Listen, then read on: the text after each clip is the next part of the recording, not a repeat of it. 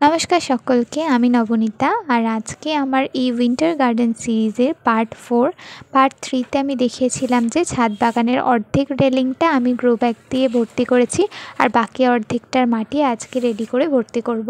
তো এখানে মাটির সাথে আমি যেগুলো মিশিয়েছি সেটা হচ্ছে লাল বালি, ডিমের খোসা, লাল পটাশ, ফসফেট আর নিমখোল। পরিমাণগুলো আমি স্ক্রিনে মেনশন করে দেবো যাতে কারোর বুঝতে অসুবিধা না হয়। আগের দিনেও একরকমভাবে মাটি রেডি করা দেখিয়েছিলাম, সেই ভিডিওটাও আমি এই ভিডিওর সাথে অ্যাড করে দেবো, চাইলে দেখে আসতে পারো। আর আজকে আরও একরকমভাবে মাটি তৈরি করার প্রসেসটা দেখালাম। তোমাদের যেটা খুব সহজ বলে মনে হয় তোমরা সেইভাবে গাছের জন্য মাটি রেডি করতে পারো। আর আমি এখানে এই রকম সাইজের একটা গ্রো ব্যাগ নিয়েছি।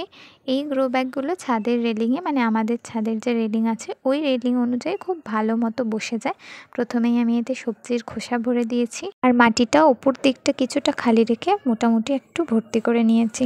তো চলো, আজকের ভিডিওটা এতটাই, নেক্সট পার্টে দেখা হচ্ছে।